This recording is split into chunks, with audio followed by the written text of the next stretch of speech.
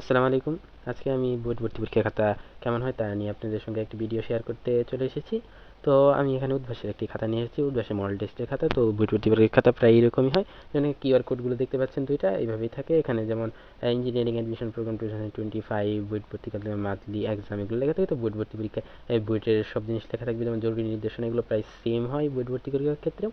কিন্তু নির্দেশনাবলীর ক্ষেত্রে আমরা দেখতে পারি যে বোর্ড ভর্তি পরীক্ষা এইভাবে নির্দেশনা বলতে, যেমন এখানে বিশেষ দ্রষ্টব্য আছে উদ্ভাস কর্তৃপক্ষের পক্ষ থেকে। কিন্তু যদি কোনো বিশেষ দ্রষ্টব্য থাকে তো বোর্ড ভর্তি পরীক্ষার ক্ষেত্রে বোর্ড কর্তৃপক্ষ এইভাবেই লেখা থাকবে। এরপর পরীক্ষার্থীর নাম লিখতে হয়, পরীক্ষার্থীর স্বাক্ষর লিখতে হয়, পরিদর্শকের স্বাক্ষর লিখতে হয় এবং রোল নম্বর ফিল আপ করার জন্য এভাবে একটি থাকে। যেমন এখানে 11টি ডিজিটের জন্য আছে, বোর্ড ভর্তি পরীক্ষার ক্ষেত্রে 5 ডিজিটের অথবা 6 ডিজিটের থাকবে। এখানে রেজিস্ট্রেশন নং আছে, কিন্তু বোর্ড ভর্তি পরীক্ষার ক্ষেত্রে রেজিস্ট্রেশন নং থাকবে না, এখানে আইডি নং থাকবে। তো বোর্ড ভর্তি পরীক্ষার ক্ষেত্রে নিজস্ব পোর্টালের মাধ্যমে তারা নিজস্ব ফরম্যাট আছে তাদের খাতার, সেইভাবেই থাকবে। তো আমরা দ্বিতীয় পৃষ্ঠায় চলে এসেছি। তো এই পাশের পৃষ্ঠায় আমরা যখন দেখলাম যে এইভাবে লেখা থাকে, তো এই পাশের পৃষ্ঠায় এখানে লেখা আছে, এই পৃষ্ঠায় কোনো কিছু লেখা যাবে না, বোর্ড ভর্তি পরীক্ষার সেম স্টাইলে এইভাবে লেখা থাকবে।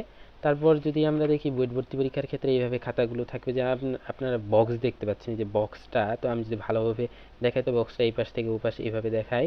তো বক্সটা এইভাবে থাকে।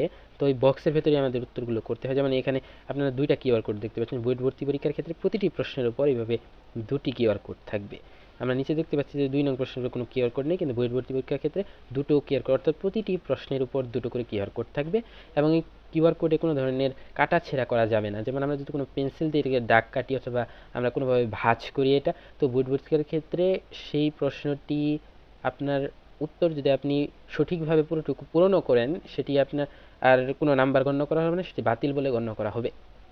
তো এভাবে একটি দুটি, যেমন এই খাতার ক্ষেত্রে দুটি প্রশ্ন রয়েছে, তো বইটির প্রশ্নের লেন্থ অনুসারে তারা একটি দুটি তিনটি এভাবে দিয়ে থাকে।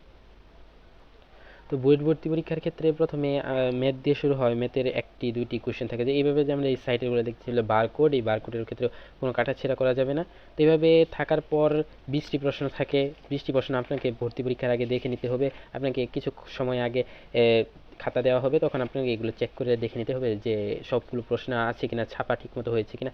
কারণ পরীক্ষা শুরু হওয়ার পর এগুলো আবার আপনাকে নতুন করে খাতা দেওয়ার কোনো সিস্টেম থাকে না, কারণ যদি হলে সবাই আর কি উপস্থিত থাকে সকল শিক্ষার্থী, তাহলে সেগুলো আর আপনার সামনে তো খাতা দেওয়ার অপশন থাকে না। তখন যদি প্রশ্ন কোনোটা বাদও পড়ে যায়, সেগুলো আপনার জন্য মাইনাস পয়েন্ট হিসেবে গণ্য হয়। যেমন আপনার যদি দেখা যায় যে আপনার খাতায় দুটি প্রশ্ন নেই, তাহলে আপনি 20 নাম্বার অ্যান্সার করতে পারলেন না, তো আপনার জন্য এই জন্য আগেই দেখে নিতে হয়, তাহলে তারা খাতার ব্যবস্থা করে দেয়।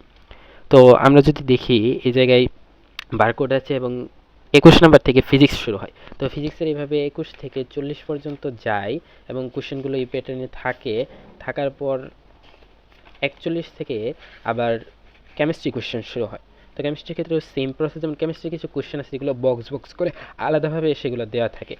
যেমন প্রথম পত্রে পঞ্চম অধ্যায়ে যে কর্মমুখী রসায়নের ক্ষেত্রে আমরা যেগুলো দেখি, সেগুলো যে এটা কোন প্রকার ভেদের প্রিজারভেটিভসের ভেতর পড়ে, এগুলো কোশ্চেনের ক্ষেত্রে বক্স আকারে দেওয়া থাকে, বা অনেক সময় নাম লিখতে বলে যে সমানতার ক্ষেত্রে সেগুলো বক্স আকারে দেওয়া থাকে। যেমন এই কোশ্চেনটা বুয়েট ভর্তি পরীক্ষা আর ক্ষেত্রে দেখা যায় যে বক্স আকারে দেওয়া থাকে, কিন্তু আমরা সেভাবে জানি না যে কীভাবে বক্স আকারে দেওয়া থাকে।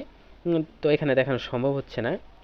তো শেষের দিকে আমরা যদি পৃষ্ঠায় দেখি, তাহলে শেষের দিকের পৃষ্ঠায় এই খাতাগুলো বহির্ভূতিকারের ক্ষেত্রে স্টাপলারের মাধ্যমে একসঙ্গে সংযুক্ত করা থাকে। এই জায়গায় যেভাবে খাতা একেবারে পৃষ্ঠা একসঙ্গে সংযুক্ত এইভাবে থাকে না, বহির্ভূতিকারের ক্ষেত্রে আলাদা থাকে। তো শেষে এইভাবে রাফ খাতা থাকে। সেই রাফ খাতা থাকে এমন যে রাফ খাতার ক্ষেত্রে আপনি শেষে আপনার ইচ্ছা মতো রাফ করতে পারেন। দুটো পৃষ্ঠা থাকে রাফ খাতা, এবং এই রাফ খাতার মধ্যে আপনি আপনার মতো রাফ করে বিষয়গুলো গুছিয়ে নিতে পারেন। আপনার যদি কোনো প্রশ্নের যেহেতু জায়গা কম থাকে এবং ওইটুক জায়গার ভেতরে আপনাকে করতে হয়, আপনি বিভিন্নভাবে দাগ কেটে কেটে করতে পারেন। যেমন আমি কয়েকটি প্রশ্নের অ্যান্সার দেখে যে আমি এই প্রশ্নের অ্যান্সার করেছি কীভাবে, এই যে আমি ভেতরে দাগ দিয়ে দিই, আপনার মতো আপনি এইভাবেও করতে পারেন, অথবা 3টা দাগেও করতে পারেন। কিন্তু এগুলো হলো প্রশ্ন লেখার উত্তর লেখার পর তারপর দাগ কাটতে হবে। আপনি যদি আগে এইভাবে দাগ কেটে ফেলেন, তাহলে কিন্তু আপনি প্রশ্নের লেন্থ অনুসারে অনেক প্রশ্নে আছে যে এই প্রশ্নের ক্ষেত্রে এই বাংলা লেখাটা আমি এইটুকের ভেতর লিখেছি, কিন্তু আপনি এইভাবে লিখলে নিচে করার জন্য জায়গা পেতেন না। তো এইভাবে আপনাকে করতে হবে। এবং এই প্রশ্নের ক্ষেত্রে কিছু প্রশ্ন আছে জায়গা অনেক থাকবে, যেমন এই প্রশ্নটার ক্ষেত্রে এটুকু পর্যন্ত উত্তর হয়ে যায়, কিন্তু এদিকে খালি, এইভাবেই লাগে। তো আশা করি আপনারা বুঝতে পারছেন। তো আরেকটা দেখাই, যেমন এই প্রশ্নটার ক্ষেত্রে যদি আমি দেখাই, এভাবে 2 সাইডে করলেই হয়ে যায়, কিন্তু অনেক ক্ষেত্রে আছে 3 সাইডে করতে হবে। তো আপনি দাগ এইভাবে দিতে পারেন, আপনার ইচ্ছা মতো খারাপভাবে দিতে পারেন, এইভাবে করেও দিতে পারেন, আপনি যেভাবে দিবেন সেভাবে দিতে পারেন। তো আপনার ইচ্ছা মতো এইভাবে লিখতে পারবেন না, এবং সবচেয়ে ভালো হয় যেমন আমি এখানে লিখেছি বৃত্তটি নির্দেশ করে যার ব্যাসার্ধ 5। আপনি যদি এটা বক্স করে দিতে পারেন তাহলে সবচেয়ে ভালো হয়, টিচারদের এটা হাইলাইট হয় এবং আপনার উত্তরটা মিসিং, তিনি যে মিসিং করে চলে যাবেন সেই সম্ভাবনাটা খুবই কমে যায়। তো শেষে আপনি উত্তরটা এইভাবে একটা বক্স করে দিতে পারেন, আপনি উত্তর লেখার পরে বক্স করে দিলে আপনার জন্য খুবই ভালো হবে। যেমন আমি লাল কালি কলম দিয়ে দিচ্ছি, আপনারা এটা করবেন না।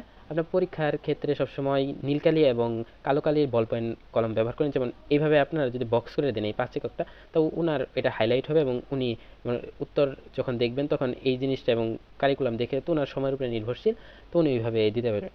আশা করি আপনারা বুঝতে পারছেন বুয়েট ভর্তি পরীক্ষায় খাতাগুলো কেমন হয়, এবং উদ্ভাসের খাতা দিয়ে আপনাদের এক্সাম্পলটা দেখালাম। যেহেতু বুয়েট ভর্তি পরীক্ষায় আমাদের প্রশ্ন হতে না এবং খাতা কিভাবে হয় সেটা কখনো পাবলিশ করে না, তো ওটা ওইভাবে দেওয়া সম্ভব নয়। প্রশ্নগুলো যেহেতু এইভাবে থাকে তো প্রশ্ন আমাদেরকে কালেক্ট করে দিতে হয়। তো আশা করি আপনারা বুঝতে পেরেছেন। ভিডিওটি ভালো লাগে সাবস্ক্রাইব করুন।